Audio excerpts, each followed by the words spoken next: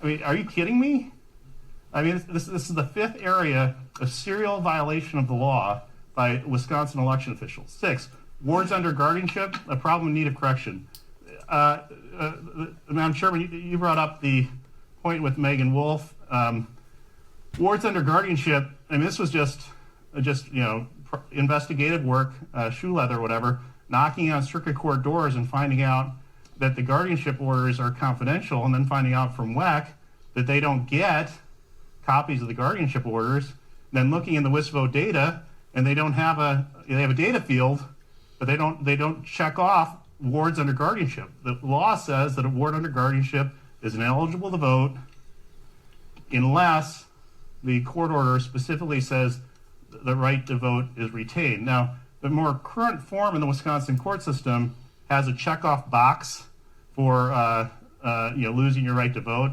I think that's the better way. And my recommendation, if you go down this route legislatively, is to require the courts to use the competency assessment tool for voting, the one that I administered in the nursing home, and then that would be good because you have an individualized test, and then there's an actual adjudication regarding that one person, whether they have capacity to vote or not, and that has nothing to do with other people. Now, with respect to the law on guardianship, I'm a little bit concerned that with respect to this other ineligibility, not understanding how the voting system works, I don't know how you do that without having adjudication before a court. I'd have to look at it more closely. I'm not criticizing that aspect of the law, but it's something that should be looked at because we want to be fair to our elders. 7, non-citizens, a problem in need of correction. Wisconsin law makes non-citizen ineligible in the election process. The Help America Vote Act requires Wisconsin to maintain WISVO to ensure ineligibility data is up to date. Neither WAC nor the clerks obtain the non-citizens information from the Department of Transportation. The Department of Transportation has non-citizen information because non-citizens on green cards and work permits can obtain driver's license there. We requested that information from the Department of Transportation. They said no. WAC has acknowledged that they don't collect it either. And there's no place in the WISVO data fields available to the public that say non-citizen. So you have non-citizens that the government knows are non-citizens in the database, and we complain to WEC and they say, well, whatever they said. 8, Equal Protection Clause violations in Wisconsin, the 5 cities, the Obama case. So this is an important case to understand how the Equal Protection Clause works, because normally you think of it as being deprived the right to vote, but in Obama for America v. Husted, a Sixth Circuit case out of Ohio, the Sixth Circuit held that it was unconstitutional for the state of Ohio to allow only domestic military voters to cast ballots in person over the weekend before Election Day. The Sixth Circuit noted that although military voters can face unexpected emergencies to prevent them from voting in person on Election Day, other voters may face similar contingencies. At any time, personal contingencies like medical emergencies or sudden business trips could arise, and police officers, firefighters, and other first responders could be suddenly called to serve at a moment's notice. There's no reason to provide these voters with fewer opportunities to vote than military voters. The court concluded that the Equal Protection Clause therefore prohibited the state from making special accommodations only for military voters. The court added that it would be worrisome if states were permitted to pick and choose among groups of similarly situated voters to dole out special voting privileges. So similarly, CTCL's Wisconsin Safe Voting Plan with the 5 cities is unconstitutionally worrisome because cities were permitted to pick and choose among groups of similarly situated voters to dole out special voting privileges. And that includes the voter outreach, the absentee ballot drop boxes, the vans. The vans that were purchased with the CTCL money actually said they're to pick up the elderly, the disabled, and people of color. Well, if that isn't choosing people over other people, what would be? And for the voters in these cities who did not receive the benefits of the CTCL-funded increased opportunities to vote, there is no reason to provide these voters with fewer opportunities to vote than CTCL's chosen voters.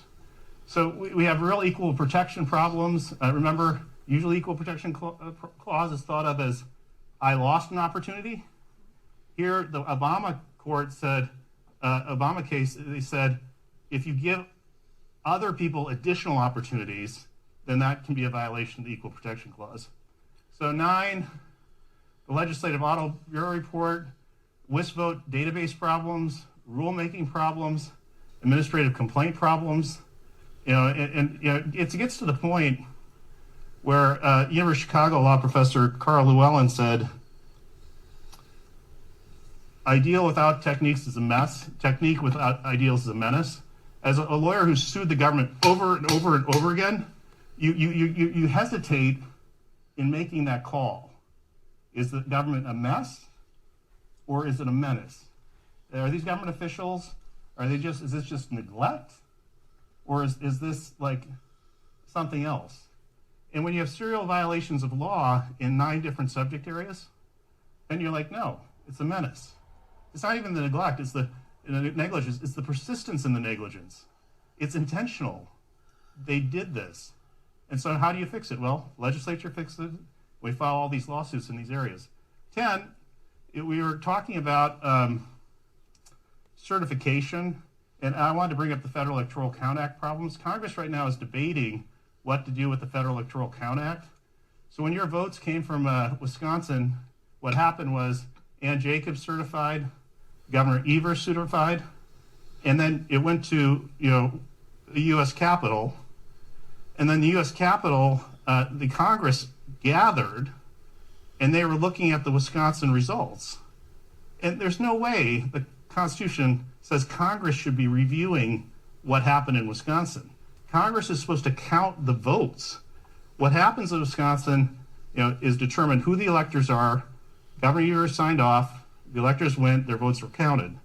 That is even Congress, many newspapers now, including the Wall Street Journal and the Dallas Morning News, have editorialized the Federal Electoral Count Act needs to be fixed. And I've had some correspondence with the Legislative Counsel's office on this point. We have some differences of opinion. But the point is, we need to discuss this, and this state legislature should not be left out of that discussion. It shouldn't just be Congress deciding what your rights are. You need to do what you can to go to Congress and get something better than currently exists, because under the current law in a close election, the House and the Senate could throw your votes out, a rogue Congress. And the purpose of the constitutional provisions in Article 2 was that Congress wouldn't choose the president unless there's a tie, and then it goes to the House, of course, and it's selected that way. So what do we do with serial violators of the law when they're in these important positions in election administration? And I think what we do as the legislature has a bipartisan discussion. We just went through a very difficult, close election. There were election official illegalities in Arizona or Georgia would have cast doubt in the election and would have caused a chance for an election contest in that way. We don't have that law in Wisconsin. So bipartisan legislation after a close election, and then these lawsuits will be important because the legislature is going to need help in enforcing its laws. You see, when your laws are violated, this is actually in the Seventh Circuit opinion, the Trump case, when your laws are violated by election officials at a substantial departure, then it's a violation of Article 2 and Article 1 too. Article 1 and Article 2 say the state legislature is in charge of election laws. If your election officials are violating the election laws, then the legislative prerogatives under the federal Constitution are being violated. So in summary, I view myself as a resource. I want to work with all the legislators on any questions that they have. With respect to sort of partisanship questions, I'll say right now that if anyone contacts me and Republicans are cheating, Wisconsin Voters Alliance and I are interested in that too. If Republicans cheat, Democrats cheat, whatever. I've represented all sorts of political parties from the far right, Constitution Party and Libertarian Party, to the far left, the Socialist Worker Party. And you know why they like me? Because I represent them. And I represent the people when I can when I'm suing the government. I'll take questions. Thank you. Any questions? Representative. Thank you. And my question is probably really for Ledge Counsel, but the issue of disqualification of electors was brought up here as well as in the previous presentation. I'm wondering if you could just walk us through, it's a fairly brief statute, 6.03, around disqualification of electors, so we understand the actual process by which somebody might have the right to vote removed due to incompetence. Please. Sure. So under that particular statute, it states that a person who's incapable of understanding the objective of an election or who's under guardianship is ineligible to vote. And then it further says that you can't be denied the right to vote because you're alleged to be incapable of understanding unless you've been adjudicated incompetent in the state. And in turn, that procedure is basically a court has to find under clear and convincing evidence that the person is incompetent to exercise certain rights, and one of the rights listed is the right to register or the right to vote in an election. May I comment? Yeah, can I say thank you for the clear explanation? Thank you for the question, Representative. Thank you for the response. Yeah, it's a tough spot. I've been litigating guardianship law in this context for quite some time, so I have some experience. Yeah, you're right that if they're not capable of voting, then the person who votes the person, that's illegal. That's like elder abuse. We don't want to see that either. So I mentioned that it was complicated. I don't know if that's the best system. Maybe there's a better system. I don't even know if the special voting deputies are the best system. I don't know. It's really a difficult question. I was surprised, though, when I went in the guardianship, people who are under guardianship do not vote. We're voting because that seems like go get the circuit court orders. And I talked to clerks in several counties, and they were going to get the circuit court orders and just put it in. So if you can get compliance that way, then maybe, we need in the law. Someone needs to know who's responsible for doing it. But the county clerks, they can just go over to the clerk of court, get the guardianship orders, see which ones are adjudicated, and then put them in. And then ostensibly that would stop them from registering. If they're registered, it would stop them from voting. And there will be mistakes. Thank you. I appreciate that. I appreciate it's a tough balance between due process and competency at times, and I think it's an important balance. I thought it was important to have that clarification part because I don't think the public always knows if there's somebody in your family who you may not believe is in a position to vote, that they still have the right to vote unless they've been adjudicated incompetent to do so, and I think that's just a really important distinction.